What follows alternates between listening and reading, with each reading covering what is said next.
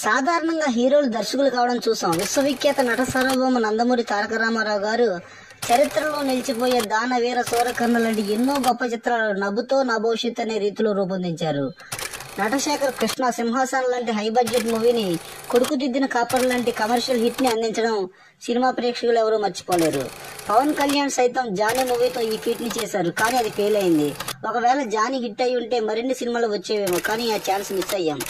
Heroine గా ఉన్న విజయ నిర్మల గారు ఆ తర్వాత డైరెక్టర్ గా మరి అద్భుత విజయాలను అందుకున్నారు. జీవిత కూడా పర్వాలేదు అనిపించుకున్నారు. భాగ్యరాజ్ సైతం హీరోగా దర్శకుడిగా డ్యూయల్ రోల్ చేస్తూ సక్సెస్ అయ్యారు. ఇవన్నీ హీరోయిన్లు దర్శకులైన ఉదంతాలు, కానీ దర్శకులు హీరోలు కావడం అన్నది అరుదుగా జరుగుతుంది. ప్రత్యేకంగా ప్రస్తావించాలంటే 90వ దశకంలో తనదైన మార్క్ కామెడీ చిత్రాలతో ప్రేక్షకుల్లో ఫాలోయింగ్ ఏర్పరచుకున్న ఎస్వి కృష్ణారెడ్డి హీరోగా ఉగాది, అభిషేకం 2 సినిమాలు చేశారు. మ్యూజికల్ గా జనం రిసీవ్ చేసుకున్నారు, కానీ కంటెంట్ పరంగా అవి డిజాస్టర్ గానే నిలిచాయి. ఆ తర్వాత మళ్లీ హీరోగా ఇంకో సినిమా సాహసించలేదు. జంజాల కె విశ్వనాథ్ గారు యాక్టర్లుగా మెప్పించారు, కానీ వాళ్ళు హీరోగా ఏనాడు ఆలోచన లేదు. దాసరి నారాయణరావు గారు సైతం ప్రధాన పాత్ర సినిమాలు చేశారు, కానీ సోలో హీరోగా ఆయనకు దక్కిన కమర్షియల్ సక్సెస్ చాలా తక్కువ.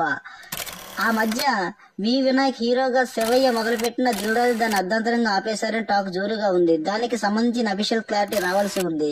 ఈ రకంగా చూస్తే హీరోలు దర్శకులుగా మారి గొప్ప విజయాలు అందుకున్నారు, కానీ దర్శకులు హీరోలుగా మారి కొట్టిన ఘనమైన హిట్లేమీ లేవు. ఇదేనేమో సినిమా విచిత్రాలంటే.